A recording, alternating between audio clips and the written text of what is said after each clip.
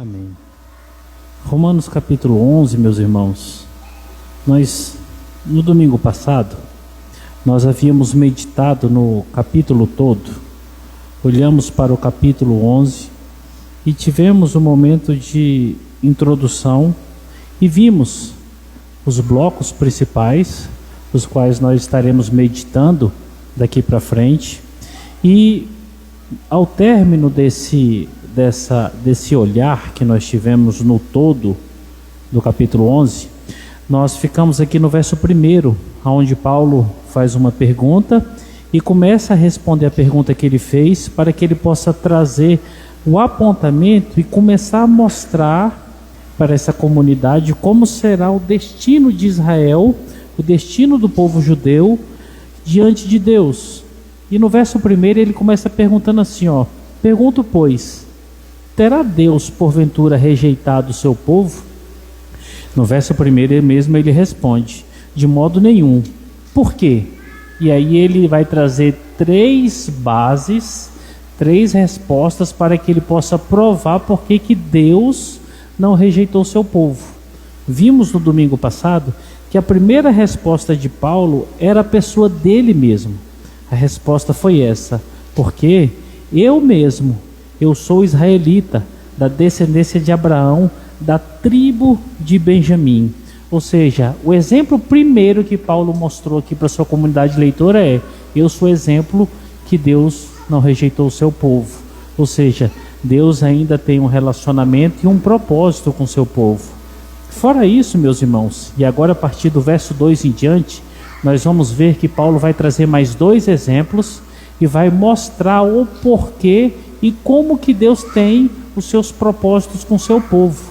E é daí por diante que eu quero olhar com vocês hoje. Amém? Vamos fechar os nossos olhos, vamos ter mais um momento de oração e após a oração nos dedicaremos a ver esse texto. Senhor Deus, aqui estamos, Pai, diante da Tua palavra.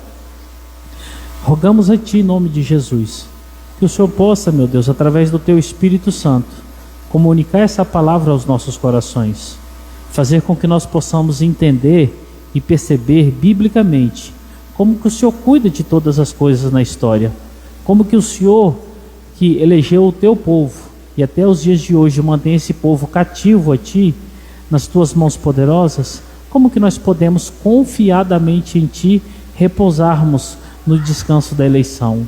Que essas verdades estejam, Pai, fixas nos nossos corações e que nós possamos glorificar o Teu santo nome todos os dias das nossas vidas. Em nome de Jesus, amém. Amém, meus irmãos. Então deixe a Bíblia de vocês abertas. Nós vamos começar a ver aqui a partir do verso 2. Porque agora a partir do verso 2, Paulo vai mostrar o segundo exemplo do porquê que Deus não abandonou o seu povo. E essa resposta vai do verso 2 ao verso 4. Vamos ler aí?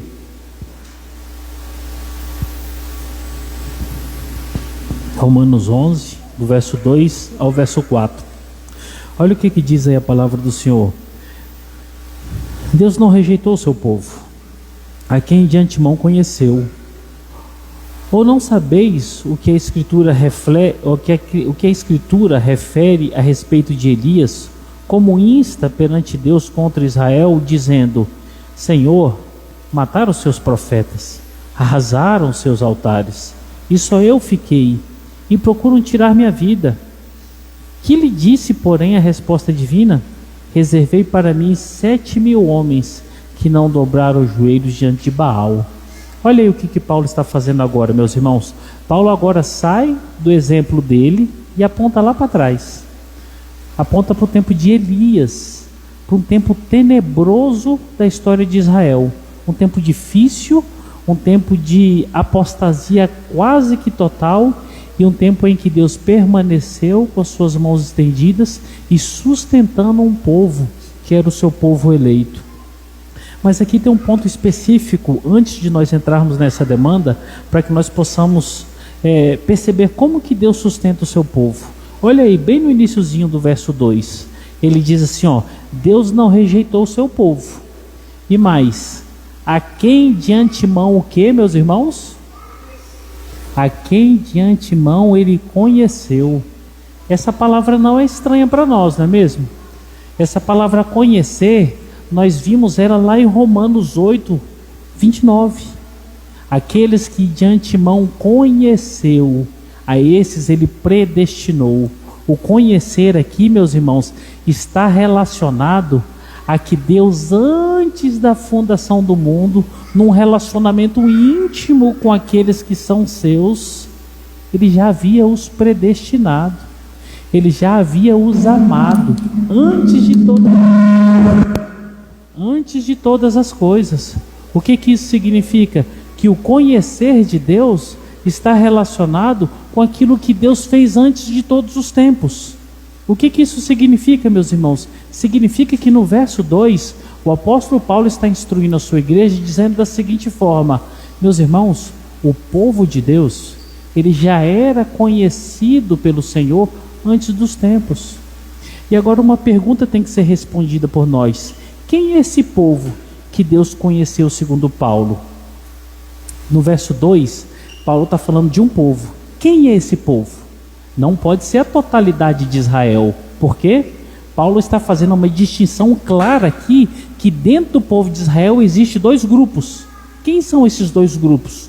O grosso da camada do povo de Israel, dos judeus, que estavam apegados aos ritos, à religião e a todas as demandas de genealogia e circuncisão. Esse povo, realmente Deus não conheceu. Esse povo já estava rejeitado. Agora, quem é o povo que é o povo que Deus conheceu? Não é ninguém mais e ninguém menos que os remanescentes da fé. Aqueles que perseveraram fiéis ao Senhor e ao seu chamado. Quer ver por que isso é verdade? Verso 2 ele diz assim: Deus não rejeitou seu povo, a quem de antemão conheceu. Ou não sabeis o que a Escritura refere-se a respeito de Elias? Ele está apontando para quem? Para Elias, um crente. E além de Elias, ele está apontando para 7.000 homens que não haviam ainda prostrado os seus joelhos para os Baals. Por quê? Porque esse pequeno povo de Israel estava permanente na graça de Deus. Era um povo escolhido. Agora, olha que situação. Quando a gente olha para esse fato, nós temos que entender um pouquinho da história de Elias e o contexto em que ele estava. Meus irmãos, a apostasia em Israel era uma coisa terrível naquela época. Israel estava quase que totalmente perdido. Aqui nós olhamos um homem de Deus, um senhor de idade, um velho, que com seu olhar impreciso mostrou que a sua imprecisão não era tão grande, porque os remanescentes fiéis a Deus eram um grupo pequenino de pessoas. Sabe por que a coisa estava ficando feia? Israel já vinha passando por períodos e períodos de apostasias e idolatrias. E nós chegamos num período aqui que era o reinado do rei Acabe. Acabe foi um rei perverso, mau. E para piorar a situação, ele era casado com Jezabel. Jezabel não era uma crente, era uma gentia, era uma mulher ímpia. E Jezabel era uma mulher totalmente demoníaca. Jezabel era uma mulher de ideias muito loucas de tudo. Essa mulher fez muito mal para Israel. E Acabe, para que ele pudesse agradar sua esposa, ele levantou em Israel todo vários altares a deuses estranhos. E o que fala a história nessa época, lá em 1 Reis, capítulo 19, um pouquinho para trás e um pouquinho para frente, dentro desse contexto, vai mostrar que Israel estava quase que totalmente entregue à idolatria. Estava numa apostasia quase que completa. O período ali em Israel era difícil. Deus havia falado para o profeta Elias que ele orasse, e quando ele orou, Israel passou por um período de 3 anos e meio sem chuva. Imagina, um país em 3 anos e meio sem água. Escassez, fome, miséria, mortes, todo tipo de necessidade estava patente naquele local. E o que aconteceu? Aconteceu que a situação estava cada vez pior. Chegou um determinado momento que Elias faz um desafio aos profetas, aos sacerdotes, aos religiosos de Baal. E ele chama esses homens para poderem sacrificar no monte. A Bíblia diz que Elias chega para esses homens e fala assim: vamos subir ao monte, chama todo o povo de Israel para que eles possam acompanhar o sacrifício e ver o que está acontecendo. Sobe Elias e os profetas de Baal. A Bíblia fala que subiram ali centenas de profetas. O desafio era esse: os profetas iriam matar os animais em sacrifício, colocar no altar e clamar a Baal. Elias ia fazer da mesma forma, ia matar animais, sacrificá-los, colocá-los no altar e clamar a Deus. E ele disse: o Deus que responder esse sacrifício será o Deus de Israel. E o povo ovacionou, porque o povo queria ver resposta sobrenatural. E a Bíblia fala que os profetas sobem, tomam iniciativa, matam os animais, fazem um sacrifício e começam a clamar: Baal, responde Baal, responde Baal. E a Bíblia chega ao ponto que por horas eles clamavam e Baal não respondia. Eles entram no processo de flagelação, autoflagelação. E Elias começa a tirar um sarro da cara deles. Grita mais alto, chama mais alto, quem sabe ele está viajando, quem sabe ele foi ao banheiro. Baal não respondeu. Chega a vez de Elias. Elias pega o sacrifício, mata os animais, parte eles no meio, coloca ali no altar, pede para que jogue água ao redor ali do altar, mais água, porque a resposta vinha do céu. E Elias faz uma oração: Senhor, nós sabemos que Tu és o Deus Todo-Poderoso. Responde a essa oração para que o povo saiba que só Tu és Deus. E a Bíblia fala que imediatamente fogo desceu do céu e consumiu aquele sacrifício que Elias fez. Acabou com aquilo tudo, secou-se toda a água. O povo ficou espavorido, os profetas de Baal aterrorizados. Naquele instante, Elias manda pegar todos os profetas e passa fio de espada, todos eles. Vitória. Deus deu vitória para o povo de Israel. Deus deu vitória ao nome dele, foi glorificado. Essa mulher, Jezabel, fica sabendo o que aconteceu e manda falar para Elias: você fez isso com meus profetas. Amanhã quem vai morrer vai ser você. O corajoso Elias agora, sai correndo, foge para uma caverna. E é nessa caverna onde nós encontramos um diálogo de Deus com Elias. E é nesse diálogo com Deus que a gente chega nesse ponto que Paulo ressaltou aqui. Os olhos do velho profeta não conseguia mais ver crentes na terra de Israel. Olha que situação. O profeta naquela época, meus irmãos, não tinha um local fixo. O profeta não tinha uma casa, um local onde ele poderia se reclinar, ou uma igreja, ou um templo, ou uma sinagoga onde ele ia fazer ali e ficar fixo. O profeta transitava. Ele não estava dentro da pirâmide hierárquica. Era um homem totalmente sustentado por Deus. E era um homem que já havia rodado Israel por muitos lugares. E aqui nós encontramos um velho profeta que encontrou a apostasia em Israel quase que completa. Como que a gente constata isso? Elias chega para Deus e fala assim, está aí no verso 3: Senhor, mataram os teus profetas, arrasaram os teus altares, e só eu fiquei. Olha que situação. Mataram os profetas, arrasaram com os seus altares, acabou o local para clamar o teu nome, Senhor. Acabaram os crentes dessa terra, só sobrou eu. Aí vem aqui a resposta, e a resposta divina mostra que Elias estava equivocado. Elias, ainda reservei 7.000 joelhos que não se dobraram a Baal. Sabe o que isso nos ensina nessa história? Que nós percebemos que em Israel ainda existia um povo, pequeno povo, mas um povo de Deus. Quer ver como é que a história ela fica um pouquinho complicada quando nós olhamos pela ótica numérica? Os 7.000 nós não temos certeza se é literal ou não. 7 representa a perfeição numérica na Bíblia, né?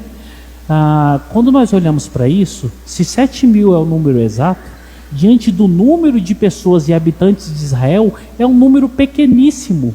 Se 7.000 representa a perfeição, mas uma aproximação dos 7.000 também continua um número pequeníssimo. Por quê? Se nós voltarmos na história da Bíblia, na saída do povo de Israel do Egito, a Bíblia fala que saíram 3 milhões de judeus, né, do Egito. Digamos que desses 3 milhões, continuaram os 3 milhões aqui nesse tempo.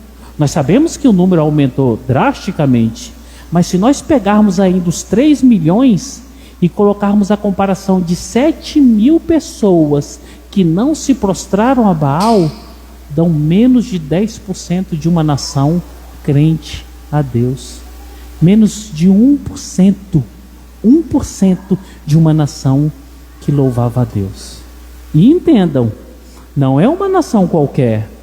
Não é um povo que está distante e não tem relatos deles nas escrituras. É o povo que foi chamado povo de Deus. Mas o que Paulo está apontando? Ele não está apontando para a apostasia total. Ele reconhece que existe apostasia, mas ele está dizendo assim: diante da apostasia, diante de um cenário de um reinado macabro e doente, Deus preservou 7.000 joelhos. Sabe o que isso nos informa? Que durante toda a história da terra, não importa o que vá acontecer, Deus sempre vai preservar o seu povo, e isso deve repousar o nosso coração. Verso 5, meus irmãos, olha o que diz o verso 5 aí da palavra do Senhor. Assim, pois, também agora, no tempo de hoje, sobrevive um remanescente segundo a eleição da graça. Agora Paulo saiu lá de tempos idos, do tempo de Elias, dos 7.000, e volta para cá, para os dias de hoje. Quem eram os do dia de hoje? E aqui nós temos um leque enorme. Nós temos os apóstolos, a própria igreja que está recebendo esse tratado, que é uma igreja que estava lá em Roma, os convertidos eminentes. Se nós olharmos para a história de Atos, para o relato de Atos, Atos 2, Atos 10, são os discursos de Pedro. Nesses discursos nós vamos ver que milhares de pessoas abraçaram a fé em Jesus Cristo. Ou seja, a Bíblia está mostrando diversas pessoas que estão abraçando a fé e se convertendo a Jesus Cristo. Nós ainda temos Lídia, temos Carcereiro, inúmeros outros. Ou seja, Paulo está falando, olha para o seu redor, olha para os dias de hoje. Realmente ainda são poucos, mas Deus tem o povo cativo para si. Ele não abandonou o seu povo. No meio daquele todo Israel, ele está resgatando os seus. Nós ainda temos o Cristo, que era judeu. O Messias veio dali do meio, ele era judeu. Ou seja, é inquestionável que Deus tem um povo. E essa verdade, ela é ontem, hoje e sempre. Não importa o local que seja, Deus sempre vai preservar o seu povo. Se você é um crente em Jesus, se você crê em Jesus de todo o seu coração e confia nele de toda a sua força, tenha calma. Não importa a situação que você vai viver, quem vai fazer você preservar, vai te preservar e perseverar até o fim é o próprio Deus. Só Deus pode fazer isso. Você quer ver um exemplo nítido? É Israel. Olhe os povos de antigamente e as inúmeras mutações que eles passaram. Olhem cidades, reinados como Babilônia, que nem existem mais, que eram muito mais poderosos e imponentes que Israel. Olhem para a história de Israel. Israel perseverou e Deus preservou Israel até o dia de hoje, meus irmãos. Israel foi cativo por mais de uma vez. Israel perdeu a sua pátria, o povo ficou perdido, transitou por mundos e mundos, se espalharam pelo mundo inteiro, adversários de todos os lugares, perseguições de todas as formas, e até os dias de hoje, dezenas e dezenas de países querem destruir Israel de todas as maneiras. E o mais interessante, o povo continua firme até o dia de hoje. Aí eu pergunto para vocês, será que é pela força humana? Será que é pela estratégia militar? Será que é pela persistência dos religiosos? Não, meus irmãos, não. É porque Deus tem propósito com esse povo. Deus tem um propósito eterno com esse povo. E está aqui na palavra de Deus. Paulo aponta para a realidade atual, para o passado, e diz assim: Deus é Senhor, é Ele que está sustentando esse povo. A história de Israel é maravilhosa demais. Existe um ponto aqui no verso 5 e no verso 6 também, eu quero ver com vocês, porque ele é muito bonito. Olha o que fala aí no verso 5. Assim, pois, também, agora, no tempo de hoje, Paulo enfatiza, para que ele possa deixar redondinho que ele está falando dos dias atuais. Assim, pois, também agora, no tempo de hoje, sobrevive um remanescente. Mas esse remanescente sobrevive por causa de quê, irmãos? Olha aí no verso 5. Segundo a eleição da graça. Por que esse remanescente ainda existe? Por causa da eleição de Deus. E a eleição de Deus, ela tem pautas a graça. Não meritocracia, não nada que venha do homem, é por graça. O que Paulo está dizendo aqui no verso 5 corrobora o que ele vai enfatizar aqui no verso 6, e ele vai enfatizar isso de forma muito categórica. Tudo isso aqui está acontecendo por causa da eleição da graça. A eleição da graça, meus irmãos, para nós reformados, é uma doutrina muito cara, muito importante, porque ela enfatiza a segurança que nós temos em Deus e como que Deus age ao nosso favor, como que Deus agiu e como que Deus vai continuar agindo em favor do seu povo. É uma doutrina enorme. Eu fiz um pequeno resumo para que nós pudéssemos ter um simples entendimento para que nós possamos continuar. Esse resumo, ele está atrelado com tudo que nós temos visto no decorrer aqui do capítulo do livro de Romanos. Olha só e prestem atenção. A eleição da graça é a escolha graciosa por parte de Deus daqueles que não merecem ser escolhidos. A eleição da graça é a escolha graciosa por parte de Deus daqueles que não merecem ser escolhidos. Aí observem, é Deus chamando judeus e gentios. E aqui eu abro um parênteses, todos. Por que todos? Todos aqueles que receberam graça dentro do mundo dos judeus e todos que receberam graça dentro do mundo dos gentios. Essa palavra todos traz uma confusão enorme para os dias de hoje, porque para muitos leitores da Bíblia, o todos são todas as pessoas do mundo. E Paulo está deixando bem claro, desde o primeiro momento que nós estudamos Paulo, que todos não são todas as pessoas. Todos são aqueles que foram alcançados de diversas etnias, de diversas nações, de diversas localidades, de diversos povos, de diversos idiomas e de formatos diferentes. São todos. É a escolha graciosa por parte de Deus daqueles que não merecem ser escolhidos. É Deus chamando judeus e gentios, todos, tirando-os das prisões das trevas. Porque todos, e aí sim, é o momento do entendimento correto. Todos nós, tanto judeus como gentios, estávamos nas trevas, estávamos perdidos. E alguns de nós recebemos esse chamado por causa da eleição da graça, fazendo desses chamados filhos.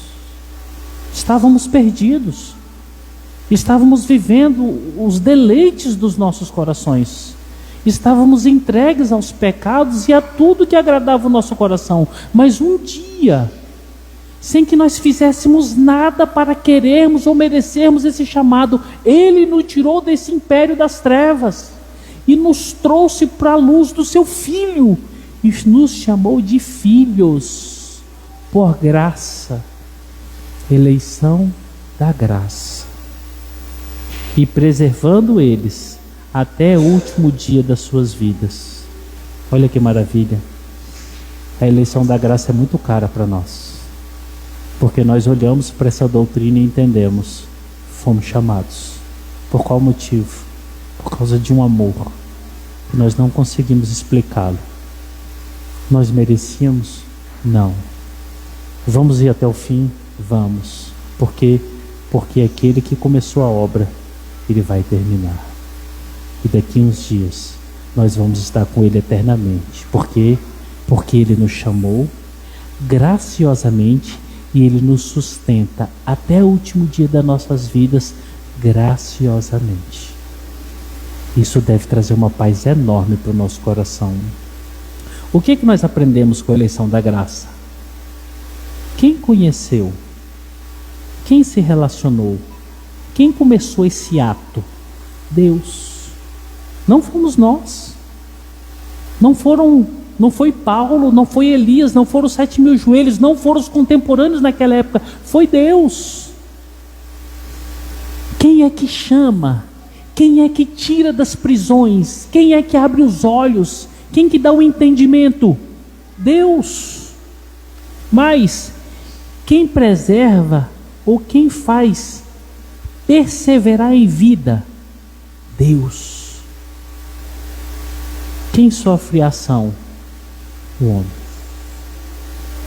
O agente ativo em todos os momentos da eleição da graça é Deus. Quem é o agente passivo? O homem, que foi encontrado pelo Senhor Deus e teve o seu chamamento e ativamente uma vida transformada. Isso nos ensina no verso 5. Agora vamos olhar para o verso 6. O verso 6 é o contraditório entre graça e obra. Olha aí o verso 6. E se é pela graça, já não é pelas obras. Do contrário, a graça já não é graça. Paulo agora, no verso 6, confirma o que ele está falando nos primeiros 5 versos e vai testificar como ponto de partida o que ele vai ensinar no verso 7, 8, 9 e 10. Porque se é por graça, não é por obras. Se esse chamamento, essa salvação, esse amor foi pela graça, por um favor que nós não merecemos, nós não fizemos obra nenhuma. Mas se foi por obras, não teve graça nenhuma. Ou seja, é meritocracia. E quando nós olhamos para o que Paulo está ensinando, é graça de Deus em todos os tempos. Sabe o que isso deve nos ensinar, meus irmãos? Que nós, crentes em Jesus, temos que nos agarrar na graça do Senhor. Porque não existe nada mais belo do que isso. Não existe nada mais poderoso no mundo do que a graça de Deus. Não existe nada tão amoroso e tão cativante quanto a graça de Deus. A graça de Deus simplesmente é tudo que um crente precisa para a sua vida. Verso 7 ao verso 10. Vamos ler esses versos agora?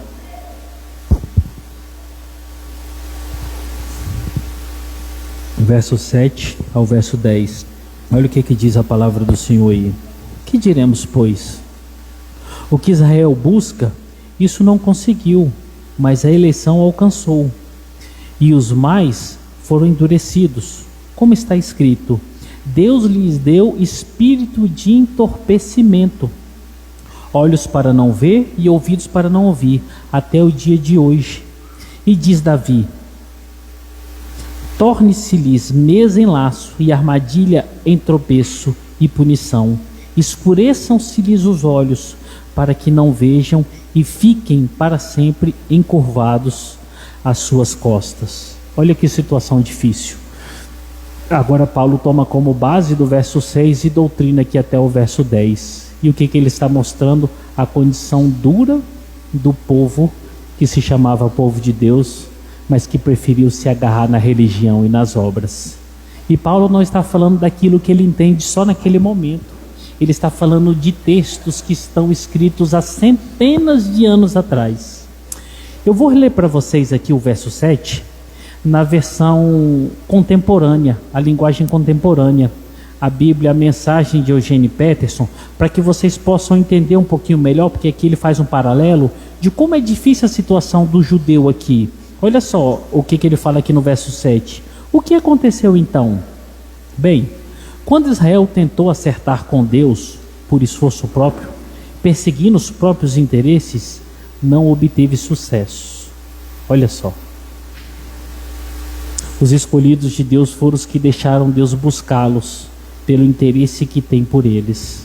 Como resultado, receberam o selo da aprovação. O Israel interesseiro tornou-se insensível a Deus.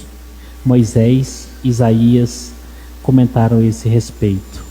O que Paulo está falando é que a grossa camada dos judeus queriam relacionar-se com Deus por meio das obras. Meritocracia. Não houve reciprocidade da parte de Deus. O que a grossa camada dos judeus queriam era assim: eu sou santo. Olha o tamanho dos meus filactérios. Olha a minha oração, como é que é bonita. Olha os rituais que nós prestamos a Ti, Senhor. Olha as nossas festas. Olha a força da religião. Nós somos demais. O Senhor tem que aceitar.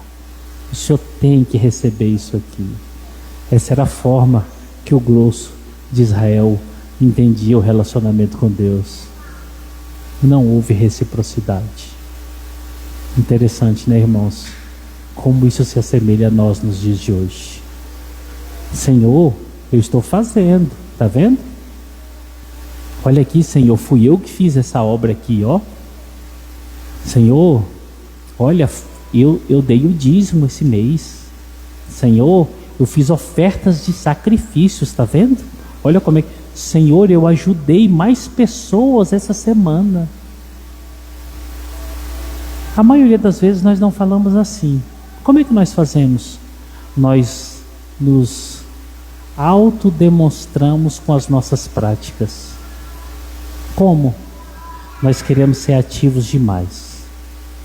É aquela pessoa que não para quieta. Ela quer estar trabalhando todo momento.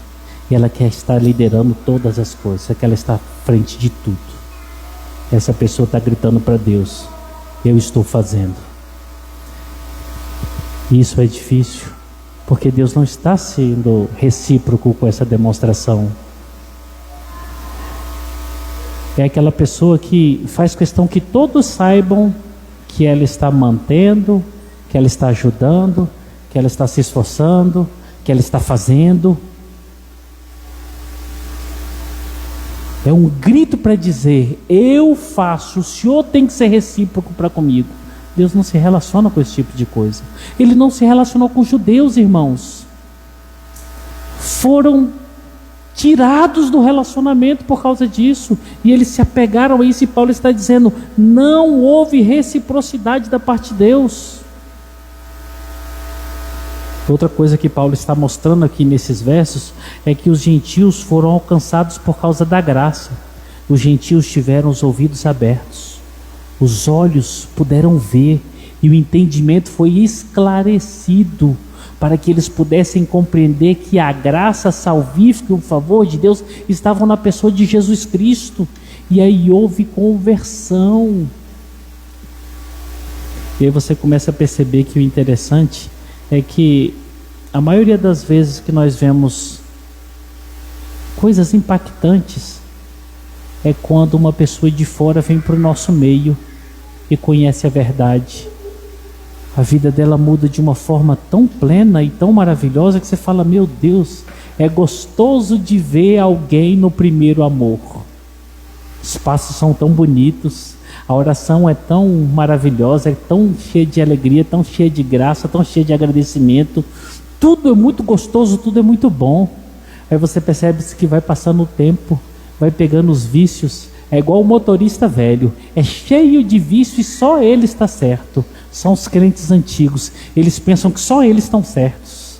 Você fala: nossa, como é que está distante da palavra de Deus.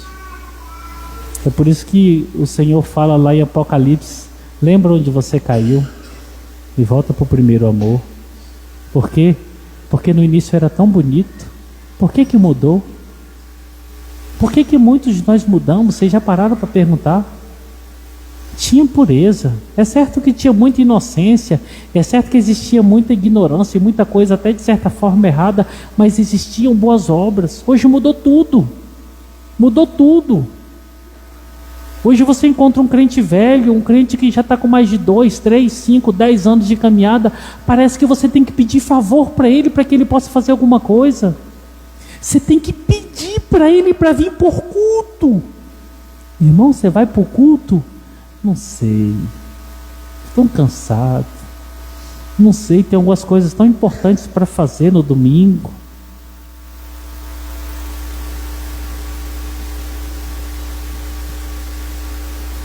Que loucura, né? Irmão, vamos estar numa reunião de oração. Irmão, Nós vamos estar nos reunindo para ouvir a palavra de Deus. Vai ter um ensino bacana, vai ter um momento especial.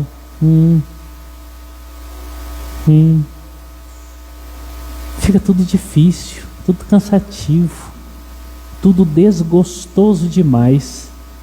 Aí a pergunta lógica é essa: será que essa pessoa realmente passou pelo primeiro amor? Será que realmente ele conheceu Jesus Cristo? Sabe por quê, irmãos? Porque quanto mais passam-se os dias, nós temos que nos tornar pessoas melhores. Imagina como crentes.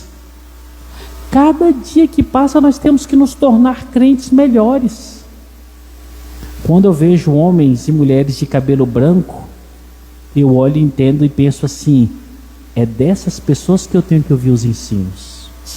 São dessas pessoas que eu devo estar mais próximo, porque o tempo de vida foi mestre de vida. Eles devem saber mais, eles devem conhecer mais, eles devem cometer menos erros. A mesma coisa a gente deve dizer para quando nós olhamos crentes com mais tempo na casa do Senhor. Eles sabem mais, eles são mais piedosos, eles têm um maior relacionamento com Deus. Mas é quando você olha para a conduta das pessoas, você fala: será? Não cultuam a Deus, não meditam na palavra do Senhor, não fazem culto no lar, não aconselham pessoas, estão passando tempos e tempos na casa do Senhor, parece que só estão ocupando lugar nos bancos, não estão fazendo mais nada. Que cristianismo é esse, meus irmãos? Que cristianismo é esse? Onde que nós estamos chegando? Ao invés de nós evoluirmos, nós estamos retrocedendo. E essa é a dura realidade que Paulo mostra aqui. Por quê? Porque ele está mostrando um povo que era um povo que estava há muito tempo diante do Senhor, mas estava cada vez mais preso nas demandas dessa vida e preso nos contextos da religião. Olha como é que é duro. Paulo traz 4 textos do Antigo Testamento para respaldar o que ele está falando. Os irmãos que estão tomando nota, ele traz Isaías 29, do verso 9 ao 13, Deuteronômio 29, verso 3 e verso 4, Isaías 6, 9, Salmos 69, verso 22 e verso 23. Olha na sua Bíblia aí, Isaías 29. Olha o que está acontecendo aqui.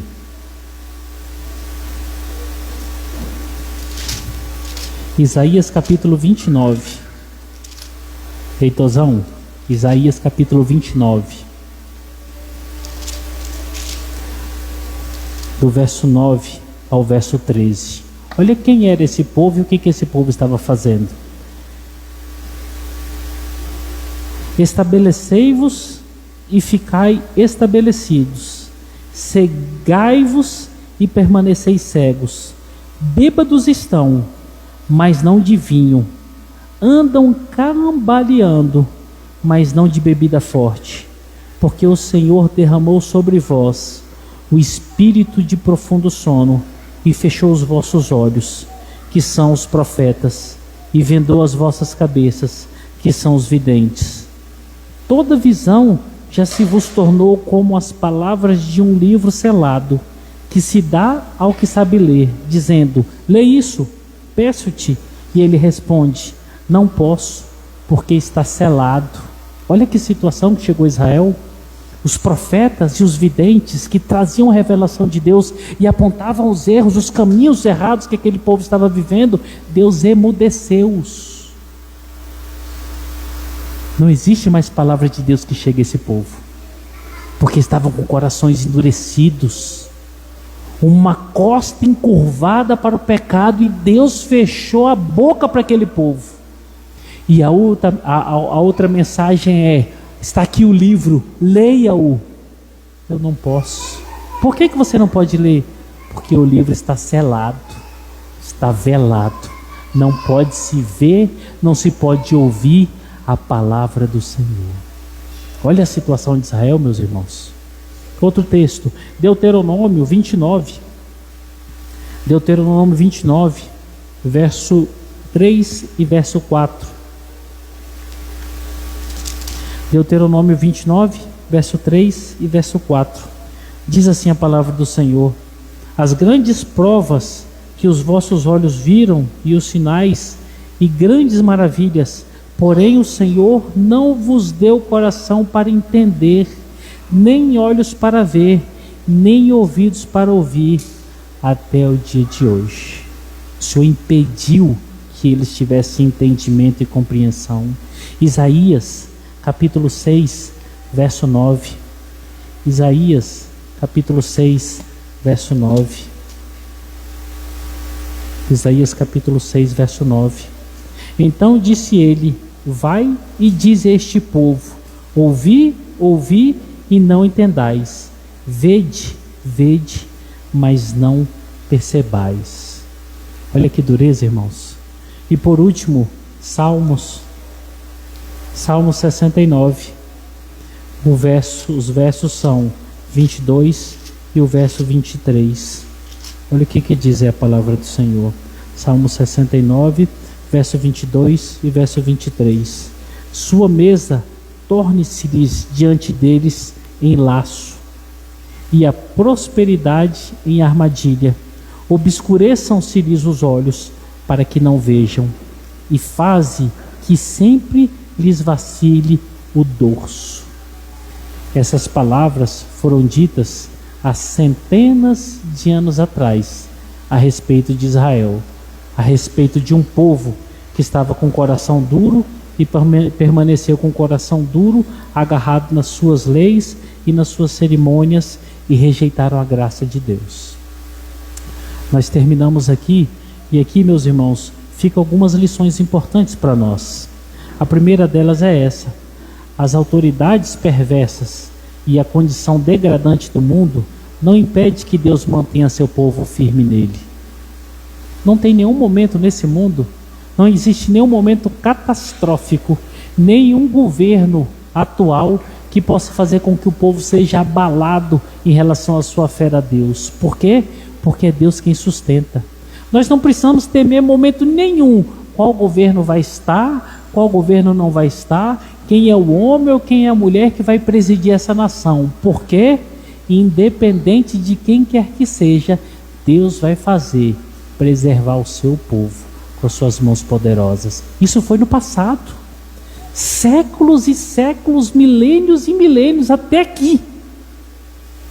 Eu vi, se eu não me engano, o Augusto Nicodemos falou: o povo fiel permaneceu firme diante do Império Romano. O que vem depois disso, irmãos? O que isso significa? Que o Senhor faz perseverar o seu povo. Não somos nós, não são as nossas condições financeiras, a nossa intelectualidade, nada disso. A graça do Senhor. O segundo ensino que nós devemos trazer desse sermão de hoje é este: é a santa eleição de Deus que escolhe e preserva seu povo no mundo, ontem, hoje e sempre. É a santa eleição de Deus, é a escolha de Deus que chama um povo, é a escolha de Deus que faz esse povo preservar, e isso vai acontecer até o último dia da existência dessa terra. O terceiro exemplo, meus irmãos, é uma das características daqueles que não são de Deus. São aquelas pessoas que se apegam às obras justificadoras. É uma dura característica daqueles que não são de Deus. E eu vou ser mais claro para vocês. Isso aconteceu desde tempos idos, o grosso dos judeus. Nós cremos em todas essas coisas, mas nós precisamos do templo. Nós precisamos dos sacrifícios, nós precisamos dos rituais. Aí sim nós entendemos que mantemos e merecemos um relacionamento com Deus. Já nos primeiros séculos da igreja primitiva, nós encontramos pessoas que estavam no meio da igreja que diziam assim: nós acreditamos na justificação pela graça, mas nós precisamos da genealogia, da circuncisão. E depois foi se passando e modelando: nós acreditamos em Jesus, mas precisamos de Maria, precisamos dos santos, precisamos dos sacramentos, precisamos da igreja. Chega os dias de hoje com todas essas aberrações, chega até no nosso meio. Nós acreditamos em Jesus, mas precisamos estar em oração. Nós acreditamos em Jesus, mas precisamos nos sacrificar. Nós precisamos de Jesus, mas precisamos do jejum. Nós acreditamos em Jesus, mas precisamos disso e daquilo outro para sermos salvos. Ou seja, a salvação não é exclusivamente por causa de Jesus. É por causa de Jesus, mas tem que ter alguma coisinha. Se não tiver essa coisinha, não tem salvação. Não, irmãos, de forma nenhuma não. Nós precisamos só do Senhor Jesus. Crê no Senhor Jesus, tu e tua casa serás salvo. O quarto ensino, eu acho que acredito que é um dos mais importantes que nós devemos ter no nosso coração e praticar. Duas orações. Primeira, oração em agradecimento. Agradecimento porque se nós ouvimos, se nós vimos e se nós entendemos o Evangelho, foi por causa da graça. Só por causa da graça nós somos escolhidos.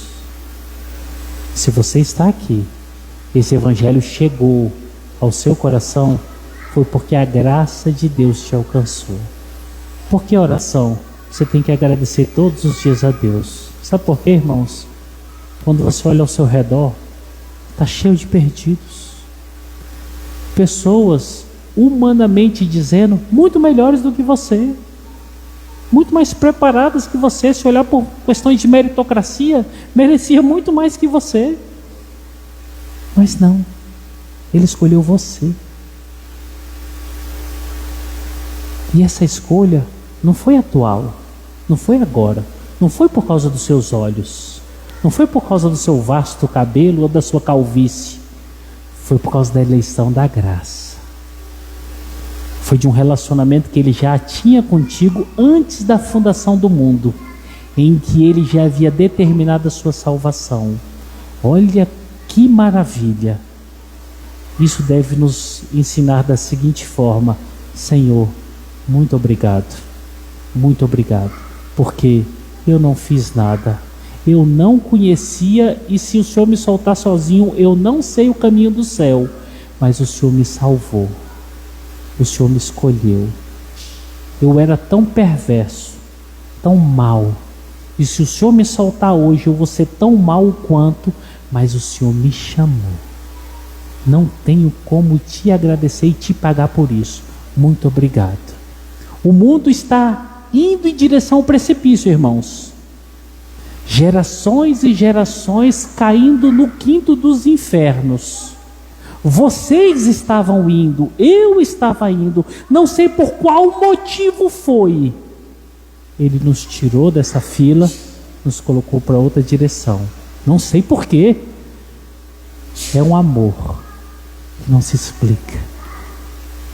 Aquele nos conheceu antes da fundação do mundo. Nós temos que ser muito gratos. E a gente olha para pessoas tão avarentas dentro da igreja, tão ingratas, tão distantes do reconhecimento da graça, da eleição da graça, que você fala assim: que pregação do Evangelho que essa pessoa está escutando. Existe uma segunda oração que tem que estar constante nos nossos corações. É uma oração intercessória. Sabe por quê, irmãos? Por aqueles que ainda vivem no mundo, por aqueles que são autoridades perversas e pelos religiosos que ainda continuam presos nas obras meritocráticas. Precisamos orar por essas pessoas. Senhor, abre os olhos deles, transforma a vida dessas pessoas, converte os seus corações. O mesmo privilégio que chegou a mim, Senhor, dá da graça para que chegue a eles, porque porque um dia eu estava assim e o Senhor me chamou. Que seja assim com eles também.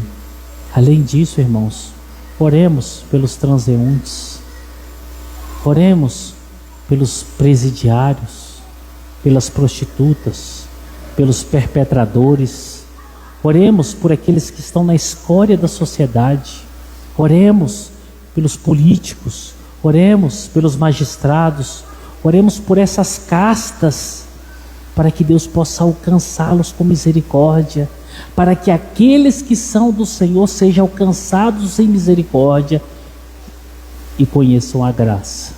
Sabe por quê, irmãos? Um dia nós fomos alcançados. Um dia fomos alcançados. E que Deus nos dê graça. Amém? Vamos fechar os nossos olhos. Vamos orar ao Senhor Deus, agradecidos por sua palavra. Senhor Deus, em nome de Jesus nós oramos a Ti, Pai. Oramos agradecidos, Senhor, por Tua palavra. Oramos agradecidos porque o Senhor nos instruiu. Oramos porque por Tua palavra, Senhor, como ensinou Paulo, nós vemos que o Senhor perseverou, Senhor, com Teu povo durante todo esse tempo. O Senhor fez esse povo, Senhor, preservado debaixo das Tuas mãos e tem sustentado até os dias de hoje. Senhor, nós entendemos que somos Teu povo, somos uma igreja do Senhor, somos o povo, Senhor, que fomos alcançados pela pregação do Evangelho. Temos a certeza que vamos ser preservados por Ti. Nós Te louvamos por isso. Nós Te agradecemos porque um dia, Senhor, estivemos perdidos e fomos alcançados. E também, Senhor, porque um dia nós vamos estar contigo eternamente. E oramos a Ti, Senhor, de forma intercessória, por tantas pessoas nesse mundo, os quais não Te conhecem. Nós não sabemos quem são, mas Tu conheces todos aqueles que o Senhor já conheceu antes da fundação do mundo. Nós rogamos a Ti, Pai, salva-os. Intervenha na história da vida dessas pessoas, Senhor, para que eles possam encontrar o gracioso amor do Senhor todos os dias da vida dele. Em nome de Jesus, amém.